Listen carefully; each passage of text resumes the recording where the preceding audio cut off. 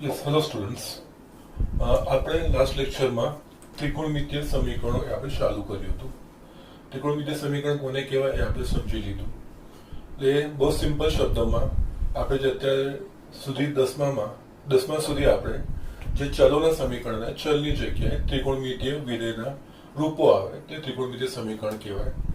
અને આપણે જે રીતે ચલના સમીકરણ આવતા હતા એનામાંથી ચલનો જે ઉકેલ મેળવતા હતા કે જે જવાબ મેળવતા હતા એનો ઉકેલ કહેવાતો હતો, જે ચલની કિંમતો આવતી હતી એ જ રીતે અહીંયા પણ જ્યારે ત્રિકોણમિતિ હોય અને ત્રિકોણમિતિના વિધેય હોય તેનામાં tan x sin x કે cos x ના સ્વરૂપમાં હોય તો જે ખૂણા માટે સમીકરણનું સમાધાન થતું હોય x ના જે મૂલ્યો માટે એ બધા એના ઉકેલ કહેવાય. એ ઉકેલમાં આપણે બે રીતના ઉકેલ જોયા હતા. જસ્ટ એની ડેફિનેશન જોઈ હતી. ભણ્યા છે આપણે ફક્ત એક મુખ્ય ઉકેલ જ. ત્રિકોણમિતિય સમીકરણમાં એક મુખ્ય ઉકેલ હોય અને બીજું વ્યાપક ઉકેલ હોય. મુખ્ય ઉકેલમાં શું હોય તો મુખ્ય ઉકેલમાં પ્રથમ ચાર ચરણમાં એટલે કે 0 થી 2π માં જે x ની કિંમતો માટે સમીકરણનું સમાધાન થતું હોય એ એનો મુખ્ય ઉકેલ કહેવાય. અને આપણે એ પણ જોયું હતું કે દરેક કોઈ પણ ત્રિકોણમિતિય સમીકરણ હતું તો એનામાં મુખ્ય ઉકેલ બે આવતા હતા. ઓકે, દરેકમાં, કારણ કે બધા જ ત્રિકોણમિતિય વિધેયો બે ચરણમાં ધન છે અને બે ચરણમાં ઋણ છે. એના પ્રમાણે આપણને x ની બે કિંમતો મુખ્ય ઉકેલમાં મળતી હતી. હવે આપણે વ્યાપક ઉકેલ તરફ આગળ વધવાનું છે. વ્યાપક ઉકેલમાં આપણે શક્ય તમામ ખૂણાઓ, એટલે આમાં ફક્ત આપણું જે રેસ્ટ્રિક્શન, જે સીમિત આપણે રાખતા હતા મુખ્ય ઉકેલમાં 0 થી 2π, એવી સીમિતતા નહીં રહે, પણ જસ્ટ 2π થી મોટા કે પછી આપણે ગણેલા કાંટાની દિશામાં જઈએ તો ઋણ ખૂણાઓ, એ બધા શક્ય ખૂણાઓ માટે એ વસ્તુ શક્ય બનતી હોય, સમીકરણ શક્ય બનતું હોય, એ આપણે વ્યાપક ઉકેલ એટલે કે n પૂર્ણાંક વાળી અભિવ્યક્તિ આપણે ગઈકાલે વ્યાપક ઉકેલમાં લખ્યું હતું કે ત્રિકોણમિતિય સમીકરણ તમામ શક્ય ઉકેલોને સમાવતી n પૂર્ણાંક વાળી અભિવ્યક્તિ. ઓકે, એટલે અહીંયા n જે પૂર્ણાંક હોય અને n ની અલગ અલગ કિંમત લઈએ એના પ્રમાણે આપણી પાસે ઘણા બધા x ના મૂલ્યો મળે, વ્યાપક ઉકેલ કહેવાય. હવે જે વ્યાપક ઉકેલ આપણે મેળવીશું ને, વ્યાપક ઉકેલમાં મુખ્ય ઉકેલ તો આવી જ ગયો હશે, પણ એના સિવાય બીજા કયા કયા ખૂણા માટે વસ્તુ શક્ય બનશે. એટલે કે એક પરિભ્રમણ પછીના ગણેલા કાંટાની વિરુદ્ધ દિશામાં આપણે એક પરિભ્રમણ માટેના જે ખૂણાઓ મેળવીએ છીએ એ ત્રિકોણમિતિય સમીકરણના ઉકેલમાં એનો મુખ્ય ઉકેલ છે. પણ આપણને ખબર છે કે પરિભ્રમણ એક કરતા વધારે થઈ શકે અને એના પ્રમાણે ખૂણાઓ 2π થી મોટા પણ થઈ શકે છે. અને એ જ રીતે પરિભ્રમણ જો ગણેલા કાંટાની દિશામાં કરીશું તો ઋણ ખૂણાઓ એટલે -2π -2π કરતા નાના પણ મોટા ખૂણાઓ થઈ શકે છે. ઓકે, તો એ બધી જ વસ્તુને સમાવતી અભિવ્યક્તિ એટલે કે એનો વ્યાપક ઉકેલ કહેવાય. હવે વ્યાપક ઉકેલમાં છે ને એકચ્યુઅલી આપણે ત્રણ ઉકેલો ભણવાના છે, એક સાઇનનું, એક કોસનું અને એક ટેનનું.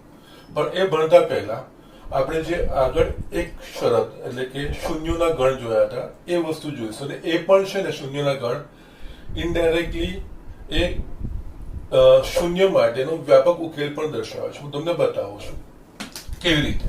અને આ વસ્તુનો ત્રણ ઉકેલ મેળવવામાં આપણે ઉપયોગ કરીશું. આપણે જાણીએ છીએ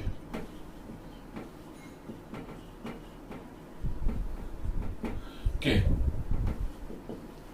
sin x is equals to 0 જો x is equals to n belongs to 0. આપણે sin ના શૂન્યના ગણ ભણ્યા હતા. એનો મતલબ x એ પાઈ નો કોઈ પણ ગુણાંક હશે રેડિયનમાં તો એ ખૂણા માટે sin નું મૂલ્ય હંમેશા શૂન્ય થશે. એનો મતલબ n બરાબર 0 લેશું, sin 0 બરાબર 0, sin π બરાબર 0, sin 2π બરાબર 0 આપણે જોયું છે.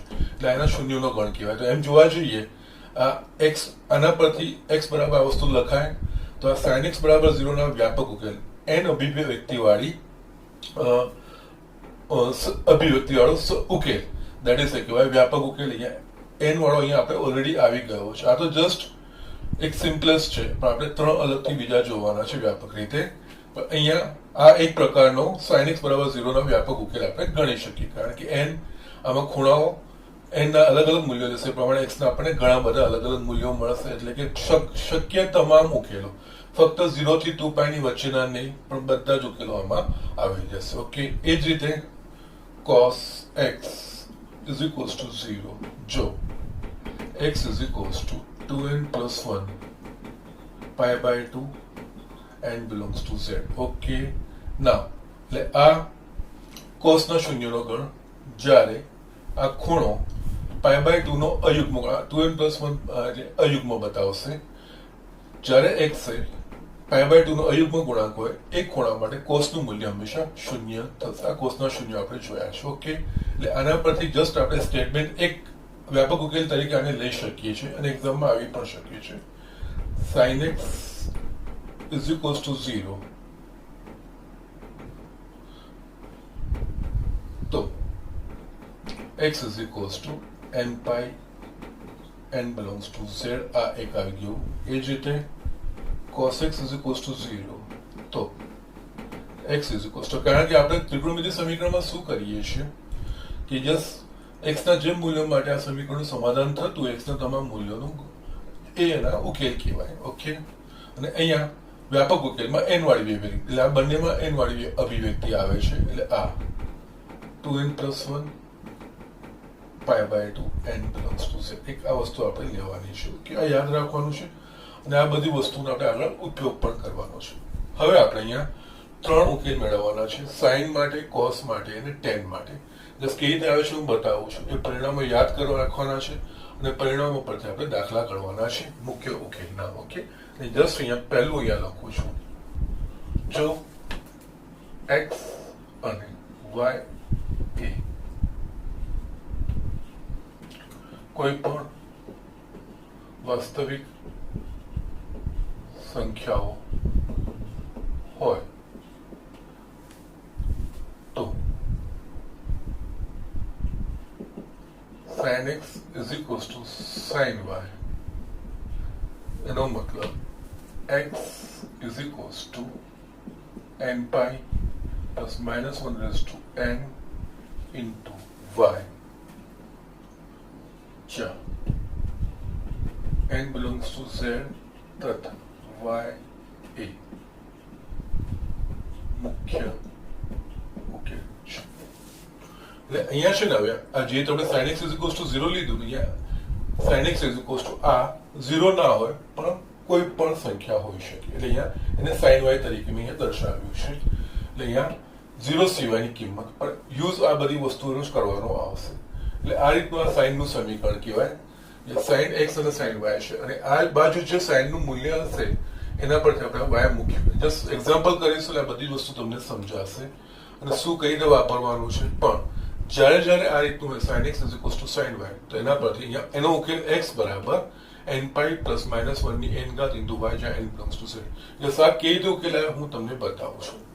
અહીંયા આપણને sin x is equals to sin y આપેલું છે. આના પરથી આપણે x નો ઉકેલ શોધવાનો છે. માટે આને હું ડાબી બાજુ લઈ શકું અને લખાય છે sin x minus sin y is equals to 0 લખાશે. હવે આપણને આ બધી વસ્તુનો અંદાજ આવી જવા જોઈએ.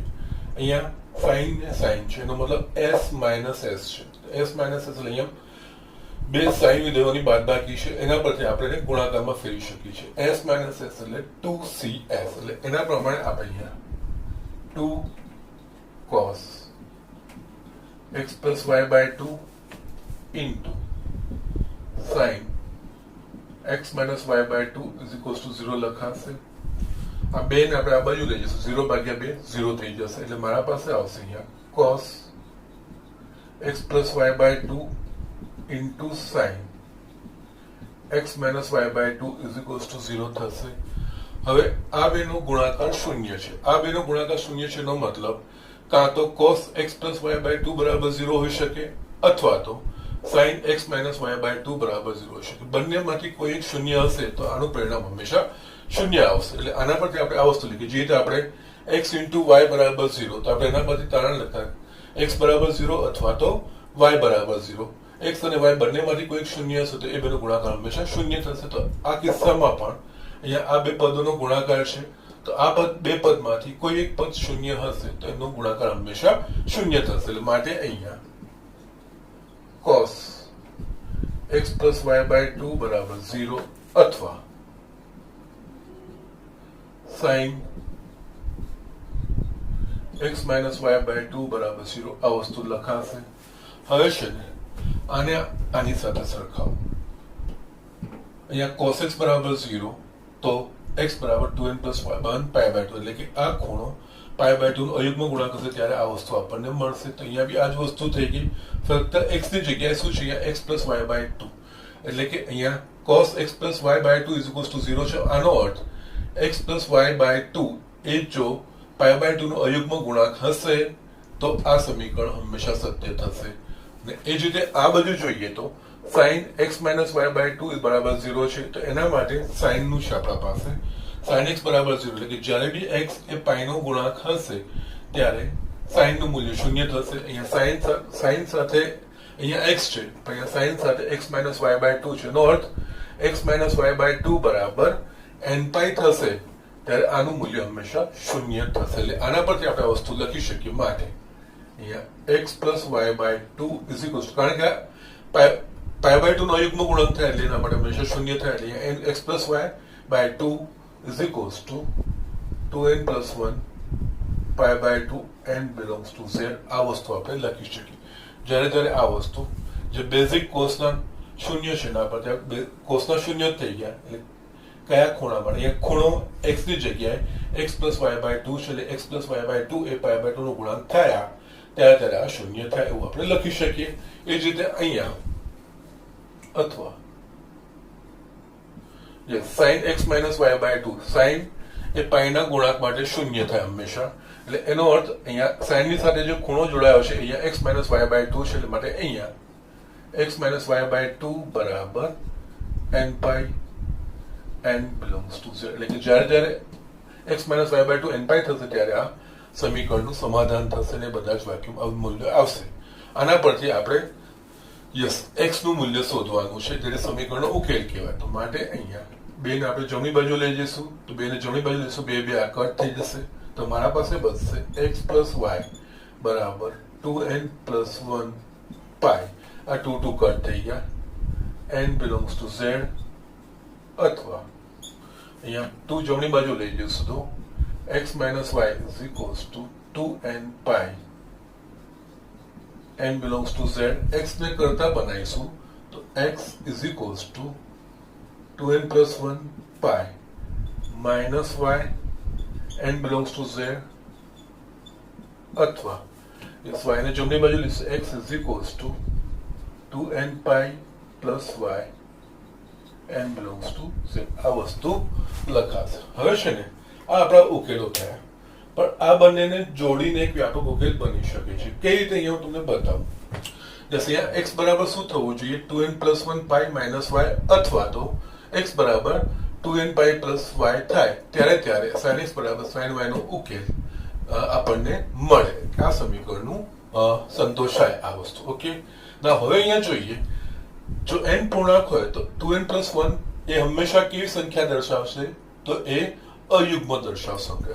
ઓર 2n + 1 હંમેશા અયુગ્મ સંખ્યા, અયુગ્મ પૂર્ણાંક. કારણ કે અહીંયા n પૂર્ણાંક છે તો 2n + 1 અયુગ્મ થાય. અને એ જ રીતે અહીંયા શું છે 2n, એટલે n પૂર્ણાંક હોય તો 2n યુગ્મ થાય. એટલે અહીંયા જોઈએ તો π સાથે અયુગ્મ પૂર્ણાંક છે અને અહીંયા π સાથે યુગ્મ પૂર્ણાંક છે. ઓકે, અને એના પ્રમાણે આપણે જોઈએ π સાથે અયુગ્મ પૂર્ણાંક હોય ત્યારે y બાદબાકી થાય છે અને π સાથે યુગ્મ પૂર્ણાંક હોય ત્યારે y ઉમેરાય છે.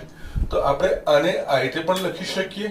માટે અહીંયા x = 2n + 1 π plus -1/2n + 1 into y n belongs to z અથવા અહીંયા x = 2n π plus -1/2n into y n belongs to z. એટલે અહીંયા શું થશે, આપણે જસ્ટ બંનેમાં એક સમાનતા લાવવાનો પ્રયત્ન કર્યો કે જેનાથી આપણે એક બંનેને જોડીને કોઈ એક કન્ક્લુઝન પર આવીએ. અહીંયા -1 છે અને 2n + 1 એટલે અયુગ્મ. -1 ની અયુગ્મ ઘાત હંમેશા -1 થશે. એટલે અહીંયા n મૂકીશું, અયુગ્મ આવશે ત્યારે આ વસ્તુ ઋણ થઈ જશે. અને અહીંયા -1 ની 2n ઘાત, -1 ની 2n ઘાત એનો અર્થ જો -1 ની યુગ્મ ઘાત હોય તો હંમેશા 1 થશે. તો અહીંયા 2n + π લખાશે. ઓકે, એટલે અહીંયા જ્યારે અયુગ્મ આવશે, π સાથે અયુગ્મ ગુણાંક આવશે ત્યારે આમ માઇનસ થવું જોઈએ અને π સાથે જ્યારે યુગ્મ આવશે ત્યારે આ પ્લસ થવું જોઈએ. તો યસ, આ વસ્તુ પરથી આપણે આ બધી અયુગ્મ પૂર્ણાંકો માટે છે, આ બધા પણ બંનેમાંથી કોઈ પણ એક મૂલ્ય માટે આ સમીકરણનું સંયોજન થશે. એટલે અહીંયા છે ને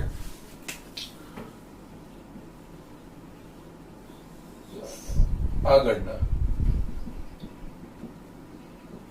બંને ઉકેલોને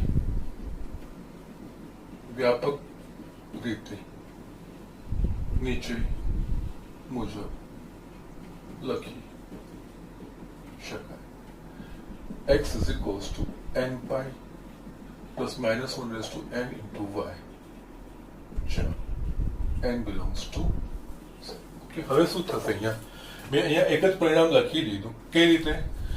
યસ, હવે તમે અહીંયા લેશો n યુગ્મ એટલે કે n બરાબર 2 લેશો તો શું થશે? 2 પાઈ અને -1 ની 2 ઘાત એટલે 1 એટલે 2 પાઈ પ્લસ y. એટલે આ પરિણામ મળી ગયું. n બરાબર 1 માટે અહીંયા જે મળે 2 પાઈ પ્લસ y, કારણ કે પાઈ સાથે અયુગ્મ આવે ત્યારે આ ધન થવું જોઈએ અને પાઈ સાથે અયુગ્મ આવે ત્યારે આ ઋણ થવું જોઈએ. ઓકે, તો એના પ્રમાણે યસ અહીંયા યુગ્મ લેશો ત્યારે ઓટોમેટિકલી ધન આવી જશે અને જ્યારે આ અયુગ્મ લેશો એટલે કે n બરાબર 3 લેશો તો 3 પાઈ પ્લસ -1 ની 3 ઘાત, -1 ની 3 ઘાત એટલે માઇનસ એટલે 3 પાઈ માઇનસ y.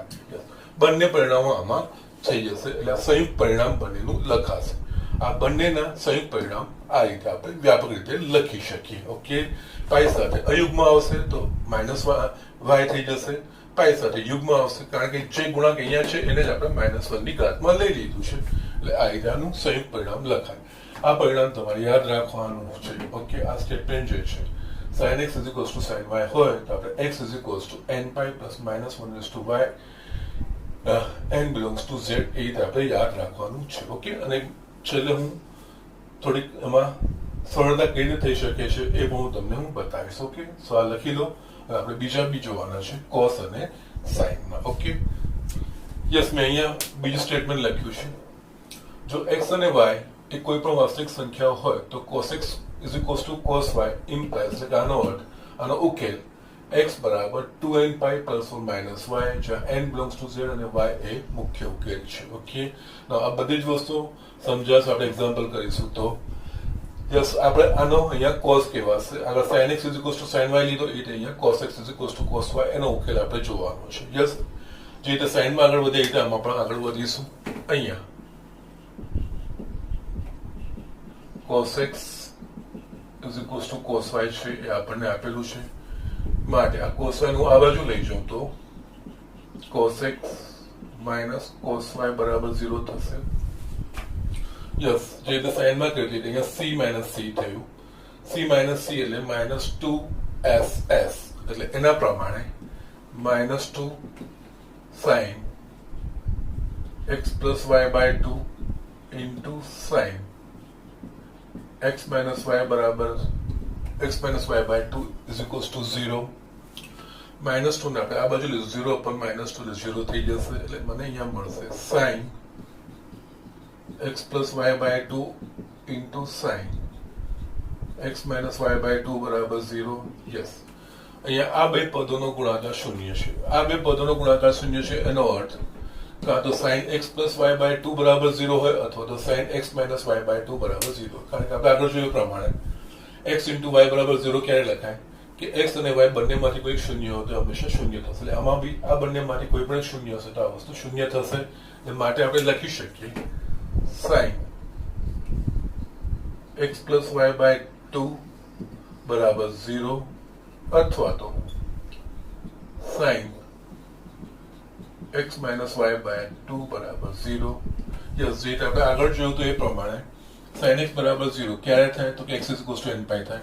તો sin x plus y by 2 બરાબર 0 ક્યારે થાય તો કે જ્યારે x plus y by 2 A n pi થાય. એટલે અહીંયા આના પરથી માટે x plus y by 2 is equals to n pi, n belongs to z, કારણ કે આ શૂન્ય છે એનો મતલબ આ પાઈ નો ગુણાંક હોય. એ જ રીતે અહીંયા sin જ છે તો અહીંયા આ શૂન્ય ક્યારે થાય તો કે જ્યારે x minus y by 2 એ પાઈ નો ગુણાંક એટલે કે n pi હોય.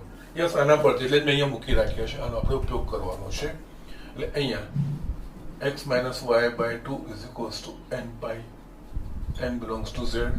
યસ, આપણે x ને કરતા બનાવવાનો છે તો બે ને જમણી બાજુ લઈ જઈશું તો અહીંયા x plus y is equals to 2 n pi n belongs to z अथवा x minus y is equals to 2 n pi n belongs to z માટે આના પરથી x is equals to 2 n pi minus y n belongs to z अथवा x is equals to 2 n pi plus y n belongs to z આ બસ x ના મૂલ્ય મળ્યા અને આનું સંયુક્ત પરિણામ શું થાય આમાં બહુ ઇઝી છે 2 n pi minus y છે 2 n pi plus લઈએ પ્લસ ઓર માઇનસ y માટે ઉપરના બંને પરિણામોને સંયુક્ત રૂપે લખતા x is equals to 2 n pi plus or minus y n belongs to z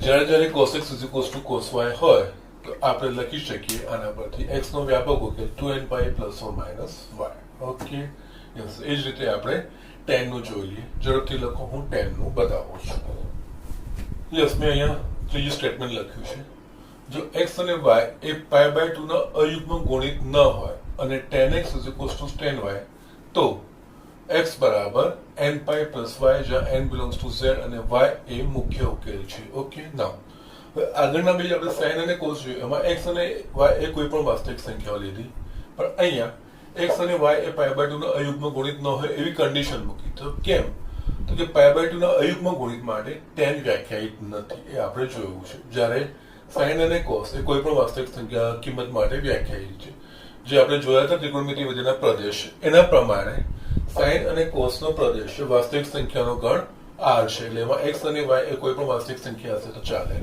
પણ tan ના પ્રદેશમાં આપણે tan x બરાબર sin x upon cos x થાય એનો અર્થ કે x ના જે મૂલ્ય માટે cos શૂન્ય થાય એના માટે tan વ્યાખ્યાયિત ના થાય x કયા મૂલ્ય માટે શૂન્ય થાય તો x એ π/2 નો અયુગ્મ ગુણિત હોય તો એના માટે cos શૂન્ય થાય ત્યારે tan વ્યાખ્યાયિત થાય નહીં એટલે અહીંયા x અને y માંથી π/2 નો અયુગ્મ ગુણિત બાકી બાકાત રાખ્યા કારણ કે એના માટે વ્યાખ્યાયિત થશે ને ત્યારે કોઈ શક્ય થશે નહીં યસ આનો ઉકેલ આપણે કેવી રીતે મેળવવાનો છે એ જોઈએ અહીંયા tan x is equals to tan y છે માટે આપણે લખી શકીએ અહીંયા tan x minus tan y is equals to 0 લખી શકીશું યસ હવે કઈ નહીં tan x અને sin x upon cos x લખાય આની જગ્યાએ sin x upon cos x minus tan y એટલે sin y upon cos y is equals to 0 થશે અહીંયા લસાઅ શું નીકળશે તો કે cos x into cos y okay ઉપર પદ શું થશે તો કે sin x into cos y minus cos x into sin y is equals to 0 આ વસ્તુ થશે યસ હવે છે ને અહીંયા આપણે જે x અને y એ π/2 નો અયુગ્મ ગુણિત નથી ને એટલે અહીંયા xy is not equals to 2n plus 1 π/2 n belongs to એટલે x અને y બંને π/2 નો અયુગ્મ ગુણિતો નથી કે એનો અર્થ અહીંયા cos x અને cos y કારણ કે cos એ π/2 ના અયુગ્મ ગુણિતમાં શૂન્ય થાય પણ અહીંયા x અને y બંનેમાંથી કોઈ π/2 નો અયુગ્મ ગુણિત નથી માટે અહીંયા cos x is not equals to 0 થશે અને cos y is not equals to 0 થશે કારણ કે x અને y બંને π/2 નો અયુગ્મ ગુણિત એટલે આ બંનેમાંથી હવે cos x અને cos y શૂન્ય ના આવે તો બેનો ગુણાકાર પણ શૂન્ય ના જ હોય અહીંયા cos x into cos y is not equals to 0 થાય યસ એટલે કે અહીંયા cos x into cos y શૂન્ય સિવાયની સંખ્યા છે તો આ ભાગાકાર શક્ય બનશે અને બીજું અને આપણે જમણી બાજુ લઈ જઈશું તો શૂન્ય સાથે કોઈ શૂન્યતર સંખ્યાનો ગુણાકાર હંમેશા શૂન્ય થશે ઓકે એટલે અહીંયા માટે એક પરથી યસ આપણે જમણી બાજુ લઈ શકીએ છીએ કારણ કે આ શૂન્યતર છે એટલે આ શક્ય છે ભાગાકાર શૂન્ય જો બનતું હોય તો ભાગાકાર શક્ય ના બનતું પણ જે રીતની શરત લીધી છે એના પ્રમાણે આ શૂન્યતર સંખ્યાઓ છે બંને એટલે કે આ શૂન્ય સિવાયની સંખ્યા છે જમણી બાજુ આપણે લઈ જઈ શકીએ 0 સાથે કોઈ પણ શૂન્યતર સંખ્યા એટલે કે શૂન્ય થશે એટલે આના પરથી પણ લખાશે sin x into cos y minus cos x into sin y okay, આ હતા 0 into cos x into cos y શૂન્ય થઈ જશે. આ પરિણામ આપણને આવ્યું. હવે આ વસ્તુ શું છે? યસ, અહીંયા આ બધી વસ્તુઓ કામ લાગે. તરત આપણને સ્ટ્રાઇક થવું જોઈએ. અહીંયા sin x into cos y આપ્યું છે, minus cos x into sin y આપ્યું છે. તો આ બીજું કંઈ નથી, sin x માઇનસ y નું વિસ્તરણ છે. ઓકે, આના પરથી આપણે લખી શકીએ માટે sin x minus y is equals to 0. કારણ કે આનું વિસ્તરણ કરશો આ જ વસ્તુ આવશે. હવે અહીંયા sin x આના પરથી આપણે sin x minus y is equals to 0 પર આવી ગયા. તો યસ, આના પર હવે આવી જઈએ. sin x બરાબર 0 તો x is equals to n pi. નો મતલબ x ના x એ પાઈ નો ગુણાંક હોય ત્યારે ત્યાં sin શૂન્ય થાય. એટલે એનો અર્થ અહીંયા x ની જગ્યાએ ત્યાં શું આપ્યું છે? x minus y. એટલે x minus y એ પાઈ નો ગુણાંક થશે ત્યારે ત્યાં આ સમીકરણ શૂન્ય થશે. એટલે આના પરથી આપણે લખી શકીએ માટે x minus y is equals to n pi, n belongs to z. અહીંયા x ને કરતા બનાવવાનો છે. એટલે x is equals to n pi plus y, n belongs to z. જે પરિણામ આપણે લાવવાનું છે એ વસ્તુ. ઓકે, સો આ રીતનું છે. આ ત્રણ પરિણામ આપણે મેળવ્યા. આ બે બી વ્યાપક પરિણામ તરીકે તમે લખી શકો. તમે જ્યારે cos sin x is equals to 0 તેનો મતલબ સીધું ડાયરેક્ટ તમે x is equals to n pi લખી શકો અને cos x is equals to 0 તો આપણે x is equals to 2n plus 1 pi by 2. Okay, મેં તમને કીધું હતું આપણે જ્યારે ભણાવ્યું ત્યારે કે આગળ આ વસ્તુનો ઉપયોગ આવશે. એટલે આ રીતનો ઉપયોગ કરવાનો આવે છે. એકચ્યુઅલી વ્યાપક પરિણામો છે. sin x is equals to 0 અને cos x is equals to 0 ના વ્યાપક પરિણામો કહેવાય. આ sin x is equals to sin y એટલે કે આગળ બીજા આપણે જોયા હતા sin x is equals to sin y એટલે કે એમાં 0 સિવાયની કોઈ મૂલ્ય હોય sin નું તેના માટેનું વ્યાપક પરિણામ શું લખાય? એ જ રીતે cos x is equals to cos y એટલે એમાં શૂન્ય સિવાયનું cos નું મૂલ્ય શૂન્ય સિવાયનું હોય તેનું વ્યાપક પરિણામ શું લખાય? એ જ રીતે tan માટે છે આ વસ્તુ આવી રીતે. ઓકે, હવે છે ને અહીંયા આપણે ત્રણ પરિણામો છે ને, ત્રણ પરિણામો હું ભેગા લખું છું અને તમારે એ યાદ પણ રાખવાનું છે. અને એના પરથી હું તમને થોડું સમજાવું છું કે તે યાદ રહી શકે આ વસ્તુ. અહીંયા ત્રણ છે એટલે ટૂંકમાં જ લખું છું. જો sin x is equals to sin y તો x is equals to n pi plus minus 1 raised to n into y, n belongs to z. Second, જો cos x is equals to cos y તો x is equals to 2n pi plus or minus y, n belongs to z. And third, જો tan x into tan y તો x is equals to n pi plus y, n belongs to z. આ વસ્તુ છે. આ ત્રણ પરિણામો આપણે જસોમાં જોયા.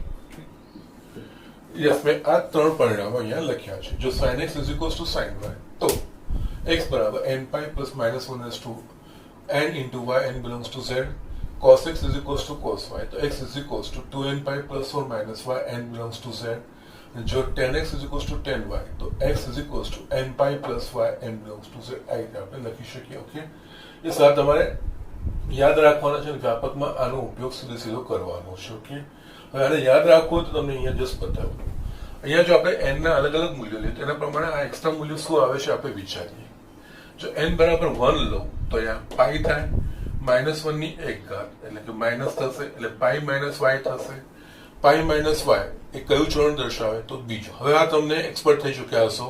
પાઈ માઇનસ y શું છે, pi plus y, 2 pi minus y શું છે, 2 પાઈ પ્લસ y શું છે, 3 પાઈ, 4 પાઈ, 5 pi plus or minus y. એ તમને હવે ખબર પડી ગઈ હશે. તમે એક્સપર્ટ થઈ ચૂક્યા છો એમાં. ઓકે, એટલે એના પ્રમાણે n બરાબર 1 લઉં તો પાઈ માઇનસ y એટલે બીજું ચરણ.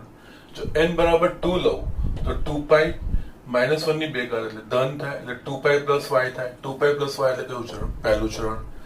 n બરાબર 3 લેસ તો 3 પાઈ માઇનસ y, 4 લેસ તો 4 પાઈ પ્લસ y. એટલે અહીંયા દરેક વખત જે n ના અલગ અલગ મૂલ્ય લઉં છું એના પ્રમાણે મને કયા કયા ચરણો મળે છે? ફક્ત પહેલું ને બીજું. અહીંયા પહેલું ને બીજું. તો જસ્ટ હું તમને અહીંયા એક સવાલ પૂછું, સાઇન કયા કયા ચરણમાં ધન મૂલ્ય આવે છે? એટલે સાઇન પહેલા અને બીજા ચરણમાં. એટલે અહીંયા sin x is equals to sin y નો ઉકેલ બીજું કઈ નહીં, x ના એવા બધા જ ખૂણાઓ કે જે આ સમીકરણનું સમાધાન કરતો એટલે કે એ ખૂણાઓ પહેલા અને બીજા ચરણમાં સાઇન જેમાં ધન હોય એનું આ વ્યાપક સ્વરૂપ લખ્યું છે. આ પહેલા અને બીજા ચરણના ખૂણાનું વ્યાપક સ્વરૂપ લખ્યું છે. મેં ખાલી આપણે અહીંયા ધ્યાન રાખવાનું y એ મુખ્ય ઉકેલ આવશે. એ મુખ્ય ઉકેલ શું આવશે? એ આપણે આગળ મેળવ્યા છે એ રીતે જ આવશે, નવું કંઈ નથી. બટ આ જે ખૂણો છે એ બીજું કઈ પહેલું ને બીજું ચરણ દર્શાવે છે. એટલે સાઈન નો ઉકેલ એટલે પહેલું ને બીજું ચરણ, અને પહેલું બીજું ચરણ કઈ રીતે, તો કે સાઈન પહેલા ને બીજામાં ધન છે, અહીંયા પહેલું બીજું ચરણ એ રીતનું આવ્યું છે. ઓકે, જરૂરી નથી એવું હોવું જોઈએ, સાઈન નું મૂલ્ય ઋણ પણ હોઈ શકે, પણ સામાન્ય રીતે આનું એક્સપ્રેશન આ રીતે આવશે. ઓકે, સમજવાનું એ રીતે છે. એ જ રીતે અહીંયા cos x cos y માં આપણે જોઈએ x 2n pi plus y. અહીંયા આપણે n ના અલગ અલગ મૂલ્યો માટે જોઈએ તો x ના મૂલ્યો શું આવે છે. જો n બરાબર 1 લેશો તો શું થશે, 2 pi plus or minus y. 2 pi plus or minus y એનો મતલબ 2 pi plus y એટલે પ્રથમ ચરણ, 2 pi minus y બરાબર ચોથું ચરણ. n બરાબર 2 લેશો તો 4 pi plus or minus y. 4 pi plus y એટલે પ્રથમ ચરણ, 4 pi minus y એટલે ચોથું ચરણ. યસ, હવે તમને આ સમજાઈ ગયું હશે. આ પ્રથમ અને ચોથા ચરણનું એક્સપ્રેશન છે, અને કોસ કયા કયા ચરણમાં ધન, તો કે પહેલા અને ચોથા. તો યસ, અહીંયા આ રીતે આ પહેલા ને બીજા ચરણનું છે, આ પહેલા અને ચોથા ચરણનું છે, અને એ જ રીતે tan નું છે. ઓકે, tan x બરાબર tan y નો ઉકેલ શું છે, x n pi plus y. આપણે અહીંયા n ના અલગ અલગ મૂલ્યો એટલે કે અલગ અલગ પૂર્ણાંક સંખ્યા લઈએ તો x ના કયા કયા મૂલ્યો આવે છે એ વસ્તુ આપણે વિશે વિચારીએ. તો n બરાબર 1 લઈશ તો pi plus y. pi plus y એટલે કેવું ચરણ, ત્રીજું ચરણ. n બરાબર 2 લઈશ તો 2 pi plus y. 2 pi plus y એટલે કેવું ચરણ, પ્રથમ ચરણ. n બરાબર 3 લેશો તો 3 pi plus y. 3 pi plus y એટલે કેવું ચરણ, તો કે ત્રીજું ચરણ. એ જ રીતે n બરાબર 4 તો 4 pi plus y that is પ્રથમ ચરણ. એટલે અહીંયા પહેલું ચરણ ને ત્રીજું ચરણ. ઓકે, tan કયા કયા ચરણમાં ધન છે, તો કે પહેલા અને ત્રીજામાં. તો આ ઉકેલ પહેલા અને ત્રીજા ચરણનું છે, બીજું કઈ બસ એ રીતે યાદ રાખી શકો. એટલે આ જે વ્યાપક જે લખ્યા છે આ વ્યાપક રીતે પહેલું બીજું ચરણ દર્શાવે છે, આ પહેલું ચોથું અને આ પહેલું ને ત્રીજું. સાઈન પહેલા ને બીજામાં ધન, કોસ પહેલા ને ચોથામાં ધન, અને ટેન પહેલા ને ત્રીજા. આ જસ્ટ યાદ રાખવા માટેની ટ્રીક છે, બીજું કઈ જ નથી. એનું પરિણામ કઈ, કારણ કે આપણે આ રીતના એક્સપ્રેશન પરથી આ રીતનું જે આપણે દર્શાવેલું હોય ત્યારે આપણે ડાયરેક્ટ આ ઉકેલ લખવાનો આવશે. મુખ્ય ઉકેલ શોધીને સીધો આના પરથી આપણે જવાબ લખવાનો આવશે. ઓકે, યસ, આ ઝડપથી લખી લઉં. હું થોડા દાખલાઓ લખાડું છું. યસ, અહીંયા હવે આપણે દાખલાઓ ગણવાના છે. એના માટે જે 3 પરિણામો મળ્યા ને એ પાછા મેં અહીંયા લખી લીધા છે. યસ, આ 3 પરિણામો છે ને તમે આપણે આગળ જે નિત્ય સમૂહ ભણ્યા છે ને 17, ને એમાં બી જેટલા બી પેટા હતા અંદર, અમુકમાં 1માં 4, અમુકમાં 1માં 2 હતા, જેટલા બી હતા એ રીતે આપણે જે 17 નિત્ય સમૂહ લખ્યા હતા એ યાદ રાખવાના છે. એ રીતે આમાં આ 3 પરિણામો એમાં ઉમેરી દેવાના છે અને આપણે એનો ઉપયોગ કરવાનો છે. ઓકે, ને જે સારા પછી હવે ત્રિકોણમિતિ વિધિમાં છેલ્લું ટોપિક બાકી રહેશે, એટલે તમારે ત્રિકોણમિતિ વિધિ ઓલમોસ્ટ ડન થઈ જશે. ને આ ત્રિકોણમિતિ તમને લાઈફ લોંગ કામ આવે એવું છે. એટલે અહીંયા જસ્ટ મેં તમને જસ્ટ કન્સેપ્ટ વાઇઝ ડિટેલમાં એવરીથિંગ બધી જ વસ્તુ મેં તમને ભણાવી છે. ઓકે, ના એટલે આ 3 પરિણામો યાદ રાખવાના છે. હમણાં જસ્ટ સાબિત કર્યા છે એટલે અહીંયા લખ્યા છે, અને એનો ઉપયોગ કેવી રીતે થાય છે હું તમને અહીંયા બતાવું છું. અહીંયા sin x -√3/2 નો ઉકેલ મેળવો. ઓકે, ના હવે આ વસ્તુ લખીને એટલે તમને સ્વાભાવિક સવાલ થાય કે સર ક્યારે મુખ્ય ઉકેલ મેળવવાનો હોય અને ક્યારે વ્યાપક ઉકેલ મેળવવાનો હોય. ઓકે, તો અહીંયા છે ને દાખલામાં જ્યારે તમને કહે ને કે મુખ્ય ઉકેલ મેળવો એવું હોય તો ત્યારે જ મુખ્ય ઉકેલ, નહીં તો એને ઉકેલો, આનો વ્યાપક ઉકેલ મેળવો એવું જસ્ટ કંઈ પણ લખેલું હોય તો તમારે એનો વ્યાપક ઉકેલ મેળવવાનો હોય. એટલે x ની શક્ય તમામ કિંમતો મેળવવાની, x ની n પૂર્ણાંક વાળી અભિવ્યક્તિ આપણે મેળવવાની આ વસ્તુ છે. ઓકે, ના અહીંયા છે ને આપણે sin x -√3 ઉકેલ છે. એટલે આ ઉકેલવા માટે પહેલા તો આપણે આનો મુખ્ય ઉકેલ મેળવવો પડશે. એટલે અહીંયા છે ને એ મુખ્ય ઉકેલ 2 હોય આપણને ખબર છે, પણ અહીંયા આપણે કોઈ એકનો બંનેમાંથી ઉપયોગ કરી શકો છો. હું તમને બતાવું છું. અહીંયા આપણને જે આપ્યું છે અહીંયા sin x -√3/2 આપણને આપ્યું છે. ઓકે, નાઉ જે તો મુખ્ય ઉકેલમાં આપણે કરતા હતા આને ભૂલી જાઓ. √3/2 x ના કયા મૂલ્ય માટે sin નું મૂલ્ય √3/2 થશે, તો કે sin નું મૂલ્ય √3/2 એ π/3 માટે થશે. તો આની જગ્યાએ આપણે માઇનસ sin π/3 લખવાનું. ના હવે અહીંયા જોઈએ મુખ્ય ઉકેલનું જ પહેલા કરવાનું. sin x કેવું છે, ધન છે કે ઋણ છે, તો કે sin x ઋણ છે.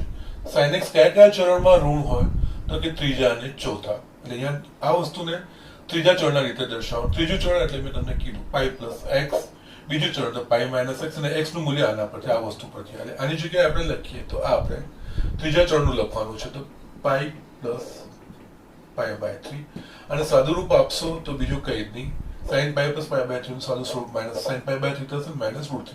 એનો અર્થ આની જગ્યાએ આપણે આ વસ્તુ લખી શકીએ. હજુ પણ આને સાદું સ્વરૂપ આપીએ તો sin 4π/3. ઓકે, આ તો એક જસ્ટ ત્રીજું ચરણ. ચોથા ચરણનું લખવાનું તો શું લખાય? 2π - π/3 થાય. એ પણ તમે લઈ શકો છો, એ હું તમને પછીથી બતાવું છું. અહીંયા એક મુખ્ય ઉકેલ, પહેલા બંનેમાંથી કોઈ એક મુખ્ય ઉકેલ વાપરવાના છે, બંને મુખ્ય ઉકેલ વાપરવાના નથી, અને કોઈ પણ એક તમે વાપરી શકશો અને કોઈ એ હું નોટ તમને બતાવું છું આગળ. ઓકે, એટલે અહીંયા જસ્ટ મેં પહેલો ત્રીજા ચરણ વાળો જે ખૂણો હતો એ મેં લીધો sin 4π/3. એટલે અહીંયા અલ્ટિમેટલી મને આ શું મળ્યું? sin x = -√3/3. એનો મતલબ મને મળ્યું અહીંયા sin 4π/3 મળ્યું. ઓકે, નાવ આને છે ને બીજું કંઈક સરખાવવાનું સાથે sin x = sin y. તો સરખાવશો તો y બરાબર શું આવશે? 4π/3. તો યસ, આના પછી ડાયરેક્ટ ઉકેલ, એટલે જ આ મસ્ત લખ્યા છે. માટે અહીંયા x = nπ + -1/n into 4π/3 n belongs to z એ વ્યાપક ઉકેલ છે.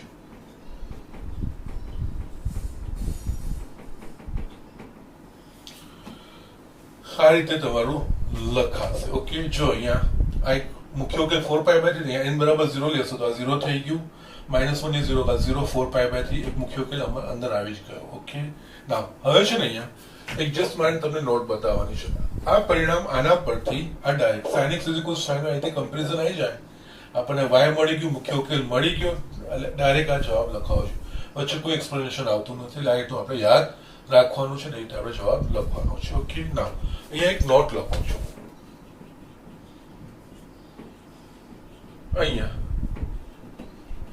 sin x = -√3/2 માટે બીજો મુખ્ય ઉકેલ 2π - π/3 એટલે કે, અને સાદું સ્વરૂપ આપીશું તો 5π/3 મળી શકે છે. ઓકે, કારણ કે આ જસ્ટ મેં સાઇન ઋણ છે, સાઇન એ ત્રીજા અને ચોથા ચરણમાં ઋણ હોય તો અહીંયા જસ્ટ મેં જે ખૂણો લીધો ત્રીજા ચરણનો લીધો છે. એ જ રીતે ચોથા ચરણનો 2π - π/3 માટે પણ આ વસ્તુ સાચું મળશે, એ પણ ખૂણો બને, અને 2π - π/3 એટલે કોઈ 5π/3 મળી શકે. માટે sin x = -√3/2 sin π/3 નો વ્યાપક ઉકેલ x = nπ + -1/n into 5π/3 n belongs to z પણ લખી શકાય. તમે જવાબ આ લખ્યો હોય કે આ લખ્યો હોય, બંને સાચા છે, કોઈ ખોટું નથી. પણ સામાન્ય રીતે આપણે જ્યારે પરિભ્રમણ કરીએ તો પહેલા જે ચરણનો ખૂણો આવી જતો હોય આપણે લઈ લઈએ. આપણે અહીંયા ત્રીજું ચોથું ચરણ છે, એટલે પહેલા કયું છે? ત્રીજું ચરણ, અને ત્રીજા ચરણનો મેં ખૂણો લઈ લીધો છે. બાકી તમે બીજો બી લઈ લીધો હોય તો પણ વાંધો નથી. બે માંથી એક તમે મુખ્ય ઉકેલ, દરેક ત્રિકોણમિતિય સમીકરણના બે મુખ્ય ઉકેલો છે, આપણને ખબર છે. બંનેમાંથી કોઈ પણ લેશો તો જવાબ ખોટો નથી, સાચો છે. ઓકે, પણ આ રીતે પણ વ્યાપક ઉકેલ લખવાનું છે. ઓકે, એ જ રીતે અહીંયા બીજો એક એક્ઝામ્પલ આપણે લઈ લઈએ. એક્ઝામ્પલ cos x = 1/2 ઉકેલો.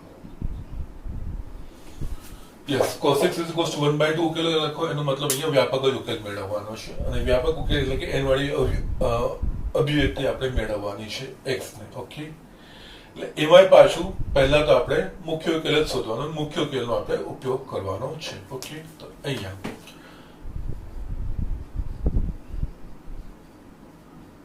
cos x = 1/2 છે, માટે cos x = 1/2 સૌથી પહેલા x ના કયા પ્રથમ ચરણના ખૂણા માટે cos નું મૂલ્ય 1/2 થશે?